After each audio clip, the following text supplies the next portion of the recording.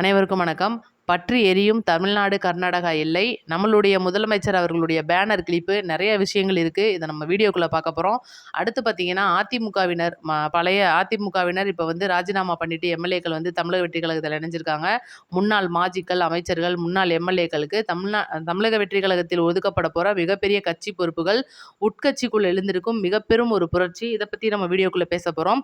ஸ்ரீரங்கம் கோயிலில் அமைச்சர் ரமேஷ் அவர்கள் ஷூ போட்டு போனது உண்மையா, எதுக்காக போனார் அப்படின்றதையும் நம்ம விளக்கமாக கொடுக்க போகிறோம். ஸ்கிப் பண்ணாமல் பாருங்கள். பார்த்துட்டு உங்களுடைய கருத்துக்களை கமெண்ட்டில் சொல்லிடுங்க. தயவுசெய்து வீடியோக்கு ஒரு லைக்கை பண்ணிடுங்க. கீழே ஹைப்புன்னு ஒன்று இருக்கும், அதையும் கொடுத்துருங்க. இப்போ வந்து வீடியோக்குள்ளே போவோம். இப்போ ஃபஸ்ட்டு பார்த்தீங்கன்னா, நம்மளுடைய தமிழக முதலமைச்சர் அவர்கள் தமிழ்நாட்டு மக்களுக்காக காவிரி நீரை பெறுவதற்காக கர்நாடகா செல்ல போகிறார் அப்படின்ற ஒரு விஷயம் இன்றைக்கி பரவலாக வந்துட்டுருக்கு. நாளும் குறிச்சாச்சு. இது போக பார்த்தீங்கன்னா, அதை குறித்த அதே நாள் பார்த்தீங்கன்னா சட்டமன்ற கூட்டத்தொடர் தொடங்குது பட்ஜெட்டுக்காக. இது போக பார்த்தீங்கன்னா ஆகஸ்ட் 5ஆம் இருந்தது, 3ஆம் தேதி ஒத்தி வச்சாங்க. மிகப்பெரிய பஞ்சாயத்து. இதுக்கப்புறம் இது கூடால முந்தா நேற்று 4 டிஎம்சி தண்ணியை கர்நாடகா நமக்காக திறந்து விட்டுருக்காங்க.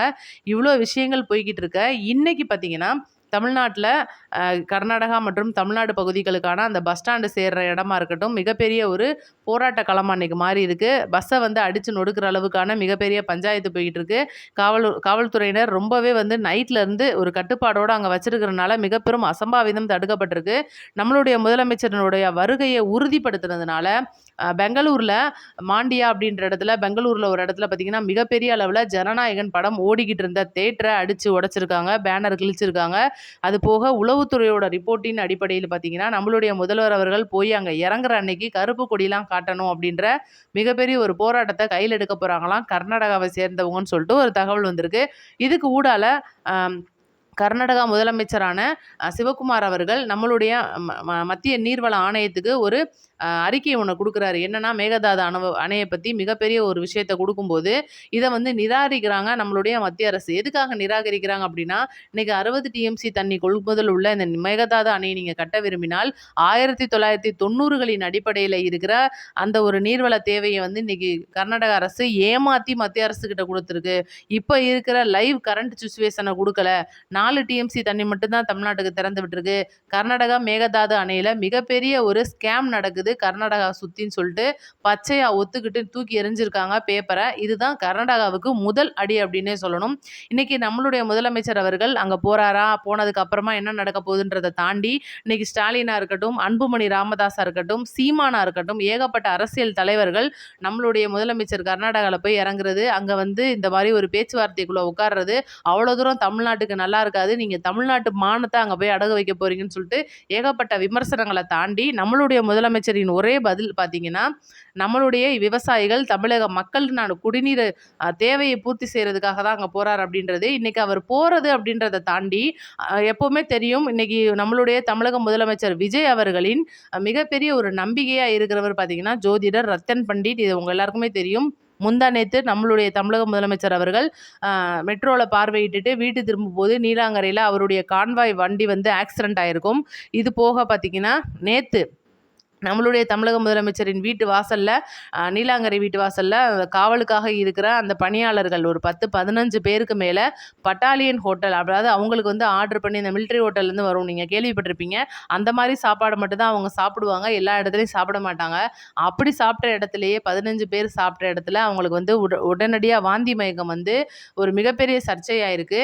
இது எதுக்காக அப்படின்னு பார்த்தீங்கன்னா, அந்த பள்ளி விழுந்திருக்குன்னு சொல்லிட்டு முதற்கட்ட அறிக்கையில் தகவல் வந்திருக்கு. இப்போ எல்லாருமே நல்லா இருக்காங்க அப்படின்றத தாண்டி இரண்டாவது ஒரு அபசகுணம் அப்படின்ற மாதிரி தான் இன்னைக்கு நம்ம பார்க்கணும். ஏன்னா இன்னைக்கு ஹெலிகாப்டரில் டிகே சிவகுமார் அவர்கள் வர சொல்லியிருக்காருன்றதை தாண்டி எந்த அளவுக்கு கர்நாடகாவில் முதல்வர் அவர்களுக்கு பாதுகாப்பு இருக்கும் அப்படின்றது மிகப்பெரிய கேள்விக்குறி. இதனால தான் ரத்தன் பண்டிட் அவர்கள் எது ஒன்றுமே யோசித்து செய்யணும்னு சொல்லிட்டு ஒரு அறிவுரையையும் கொடுத்துருக்காங்க. இதை பற்றி நம்ம அடுத்து உங்களுடைய கருத்துக்களை நம்ம முதல்வர் அவர்கள் கர்நாடகாவுக்கு போனால் நல்லதா, இல்லை மக்களுக்காக அவர் செய்கிறது சரியானதான்றதை கமெண்ட்டில் சொல்லுங்கள். அதை பற்றி நம்மளுடைய கருத்தையும் நான் சொல்லிடுறேன். இப்போ பார்த்தீங்கன்னா 2வது விஷயமா வர்றது அதிமுகவோட மிகப்பெரும் பஞ்சாயத்து. நேற்று தான் இதை நம்ம பேசியிருப்போம். இன்றைக்கி அதிமுக காரங்க ராஜினாமா பண்ணிவிட்டு பல நாளாயிருச்சு. இடைத்தேர்தலும் வந்து தேர்தல் ஆணையம் இழுத்தடிச்சுக்கிட்டே போகிறாங்கன்றதை தாண்டி இவங்களுக்கு கட்சிக்குள்ளே பதவியே இல்லைன்னு சொல்லிட்டு ஒரு பக்கம், ஏன்னா அவங்களாம் வந்து பதவிக்காகவே பிறந்தவங்கன்னு நம்மவே வந்து கேலி பண்ணியிருக்கோம். அந்த அளவு தான் இன்னைக்கு உண்மையிலே நடந்துகிட்டு இருக்கு. அவங்க வந்து பதவியை கேட்டு நம்மளுடைய முதல்வர்களை ரொம்பவே நச்சரிச்சுக்கிட்டு இருந்திருக்காங்க அப்படின்றதும், ஒரு சில முக்கியமான பொறுப்புகளுக்கு மட்டுமே இன்னைக்கு சில அறிவிப்புகள் வரப்போகுது அப்படின்றது தான் தகவல். என்னன்னா, இப்ப பார்த்தீங்கன்னா விஜயபாஸ்கர் 2 விஜயபாஸ்கர்கள், மரகதம் குமரவேல், இன்னும் சில பேர் முக்கியமான ஆட்கள் இருக்காங்க. இன்னும் பார்த்தீங்கன்னா, நம்ம திருச்சி வெல்லமண்டி நடராஜன் அவர்கள், இந்த மாரி ஆட்களுக்கான கட்சி பொறுப்புகள் உடனடியா ரிலீஸ் பண்ணப்படுது. இது என்ன பொறுப்பு அப்படின்றத ஆல்ரெடி கட்சிக்குள்ள இருக்கிற மாவட்ட செயலாளர்கள்ல இருந்து நிர்வாகிகள் வரைக்கும் நெறைய பேருக்கு தெரிஞ்சிருக்குன்றனால, அந்த பொ அ க அந்த பொ அதாவது நம்மளுடைய அந்த பதவிக்கு ஆல்ரெடி விஜய் மக்கள் இயக்கத்திலேருந்து பணிபுரிஞ்சுட்டு வந்தவங்க ரொம்பவே விரக்தியில இருக்காங்க அப்படின்ற ஒரு தகவலும், புதுக்கோட்டை மாவட்டத்த பொறுத்தவரைக்கும் விஜயபாஸ்கர் அவர்களுக்கு எதிரா சில பேர் கொடியே பிடிக்க ஆரம்பிச்சிட்டாங்க அப்படின்றது தான் தகவல். ஏன்னா, ஒவ்வொரு இடத்துலயும் தமிழக வெற்றி கழக அடிமட்ட உறுப்பினர்கள் அந்த பொறுப்புக்கு வரணும்னு சொல்லிட்டு நெறைய பேரோட கனவா இருந்துச்சு. இதுதான் நம்மளுமே ஒவ்வொரு இடத்துல சொல்லியிருந்தோம். அண்ணே வந்து இந்த மாரி பொறுப்ப தூக்கி டக்குன்னு அங்க குடுக்கும்போது, இங்க நம்ம கட்சிக்குள்ள பிரச்சனை ஆயிருமேனே என்னண்ணே அப்படின்னு சொல்லி யோசிக்கும்போது, அதுக்கும் வந்து சில தகவல்கள் புஷி ஆனந்த் அவர்கள் சொல்லியிருக்காரு. அடுத்த கட்சியிலேருந்து நம்மள நம்பி வந்திருக்காங்க. கட்சி பொறுப்ப குடுக்குறோம். கட்சிய வழி நடத்துவாங்கன்னு சொல்லிட்டு, என்னதான் அவங்க வந்து பதிலடியா நம்ம குடுத்தாலும் கூட, அந்த பதில ஏத்துக்கிற மாதிரி நிர்வாகிகள் இல்ல அப்படின்றது தான் தகவல். அவங்கள சரி கட்டுறதுக்கு என்ன செய்ய போறாங்க அப்படின்றத நம்ம பொறுத்திருந்து தான் பார்க்கணும். அடுத்து பார்த்தீங்கன்னா, இப்ப ஸ்ரீரங்கம் கோயில பத்தி வருவோம். இன்னைக்கு அறநிலையத்துறை அமைச்சரா ரமேஷ் அவர்கள் பொறுப்பேத்ததுலேருந்து பல பிரச்சனைகள தாண்டி இன்னைக்கு அவர் அமைச்சரா வந்து சிறப்பா செயல்பட்டுட்டு வராரு. அவர வந்து அடிக்கிறதுக்காக பார்த்தீங்கன்னா, பழனி கோயில வந்து சொன்னாங்க. நெறைய விஷயங்கள சொன்னாங்க. அவர் இன்னைக்கு பதிலடியா கேட்டிருக்காரு. ரூ. 2,00,00,000 என்ட்ட இருந்துச்சுன்னா, நான் ஏப்பா போய் பழனியில வீடு வாங்குறேன்? அழகா சென்னையில வீடு வாங்கி போட்டேன்னா, அது பல குட்டியெல்லாம் போடும் அப்படின்னு சொல்லியிருக்கிறாப்புல. இதெல்லாம் உண்மையிலேயே வந்து சில மண்டையில இருக்கிற மரமண்டைகளுக்கு இதெல்லாம் புரியுமான்னு தெரியல. ஏன்னா, ரூ. 2,00,00,000 பழனியில வீடு வாங்கி அவர் என்ன பண்ண போறாரு? அப்படின்றது தான் உண்மையிலேயே கேள்வி. சரி ரைட், இப்ப அத விட்டுருவோம். நம்ம ஸ்ரீரங்கத்துக்கு வருவோம். ஸ்ரீரங்கத்துல பார்த்தீங்கன்னா, இந்து முன்னணிய சேர்ந்த சில பேர் வந்து நம்மளுடைய முதல்வர் ரமேஷ் அவர்களுக்கு சில கண்டனம் தெரிவிச்சிருக்காங்க. ஸ்ரீரங்கம் கோயில்ல ஒரு சில இடிபாடுகள், அதாவது அந்த கோபுரம் சிதிலமடைஞ்ச பணி வந்து இன்னைக்கு நடைபெற்றுக்கிட்டு இருக்கு.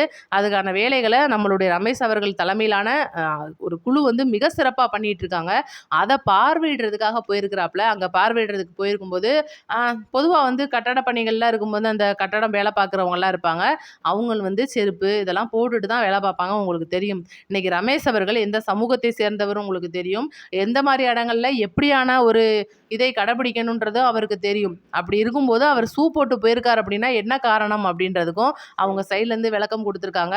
கட்டட பணிகள்ல ஈடுபட்டிருந்தவங்க கோபுரம் சிதிலமடைஞ்சிருக்கிறதுனால ஏகப்பட்ட நட்டு, ஸ்க்ரூ, போல்ட் அவங்க வேலை பார்க்குற சம்மந்தப்பட்ட பொருட்கள், ஆணி நெறைய கீழ கிடக்குனே. தயவுசெய்து நீங்க காலணி போடல. ஷூ தான் போட்டிருக்கீங்க. அதனால தைரியமா போங்க அப்படின்னு சொல்லி சொன்னதுனால, அவரு கருவறை கிட்டக்கே போல மக்களே நல்லா கேட்டுக்கங்க. இந்த இந்து முன்னணியை சேர்ந்தவங்க ரொம்பவே கட்டங்கட்டி விடுறாங்க. அவர் கருவறை கிட்டக்கே போல. அவர் வந்து பார்வையிட்ட இடம் அப்படின்றது இடிபாடுகள் நிறைந்த வேலை நடந்துகிட்டு இருக்கிற ஒரு இடம். இதுதான் காரணம். இதுக்கு பதிலடியும் வந்து நம்ம ரமேஷ் அவர்கள் குடுத்துட்டாரு.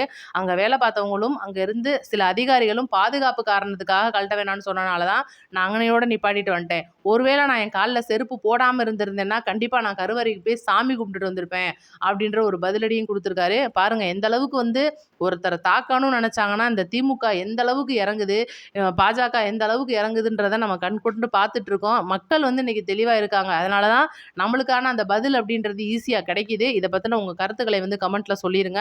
அடுத்து பார்த்தீங்கன்னா, நம்மளுடைய முதலமைச்சர் அவர்கள் கர்நாடகாவுக்கு போறாரு, போலன்றத தாண்டி ஒருவேளை போற மாரி இருந்தார் அப்படின்னா, அன்னைக்குங்க என்னைக்கு போறாரோ அன்னைக்குங்க திமுக மிகப்பெரிய அளவு கண்டன ஆர்ப்பாட்டம் ஒண்ண நடத்த போறாங்க அப்படின்ற ஒரு தகவல் வந்திருக்கு. சரி, இப்ப இதெல்லாம் அப்படியே ஒதுக்கி வச்சுருவோம். நம்ம செந்தில்கிட்ட வருவோம். செந்தில் அவ்வளோதாங்க முடிஞ்சு போச்சு அப்படின்னு சொல்ற மாரி, ஏதோ ஹாஸ்பிட்டல்ல போய் படுத்துட்டு ரெஸ்ட் எடுத்துட்டு இருக்கிறாப்புல. இது ஒரு பக்கம் இருக்கு. அவருடைய தம்பியான அசோக்குமார் அவர்களுக்கு விசாரணை நிறைவடைஞ்சிருச்சு. அவர நேத்து நைட்டு பூரா காவல் நிலையத்தில உட்கார வச்சு மிகப்பெரிய ஒரு எப்படி சொல்றது? விசாரணை அப்படின்னே சொல்லணும். ஏன்னா 2 பேரும் ஒண்ணா தானப்பா வருவீங்க கையெழுத்து போட. இன்னைக்கு மட்டும் நீங்க வந்திருக்கீங்க. அவர் ஏன் வரல? அப்படின்னு சொல்லி கேட்கும்போது, ஐயா அவர் என்னன்னு எனக்கு தெரியாதுங்கய்யா. அவர பார்த்தே 3 நாள் ஆச்சுங்கயான்னு இருக்காப்புல.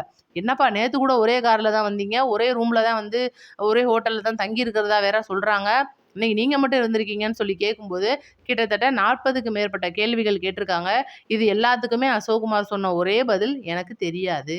செந்தில் பாலாஜி எங்க இருக்காங்கன்னு நான் என்னத்த கண்டேன்?" அப்படின்னு சொல்ற மாதிரி தான் இருக்கு. இன்னைக்கு செந்தில் பாலாஜி அவ்வளோதான், ஆள் அப்ஸ்டாண்ட் ஆயிட்டாரு. உச்சநீதிமன்றத்தில அவருடைய வழக்கறிஞர்கள் அந்த ஒரு ஜாமீன் மனுவ போட்டு, ஒருவேளை அது சக்சஸ் ஆயிருச்சுன்னா, மீண்டும் மண்டைய காட்டுவாப்புல வெளியில. இல்லைன்னா அவ்வளோதான். எங்க இருக்காருன்னு இனி நமக்கு தெரியாது. கோவை தெற்கு தொகுதி மக்களே உங்களுக்கு எம்எல்ஏ இல்ல அப்படின்னு தான் சொல்லணும். வேற வழி இல்ல. ஓட்டு போட்டீங்கல்ல அப்படின்னு சொல்ற மாரி தான் இருக்கு நெலைம. சீக்கிரமா நம்மளோட முதல்வர் அவர்கள் அந்த தொகுதிக்கும் நல்லது ஏதாவது பண்ணி குடுக்கணும் அப்படின்றது எங்களுடைய கருத்து. உங்களுடைய கருத்த மறக்காம கமெண்ட்ல சொல்லிட்டு போயிருங்க. நம்ம வீடியோவ தயவுசெய்து 4 பேருக்கு ஷேர் பண்ணி விடுங்க. நன்றி, வணக்கம்.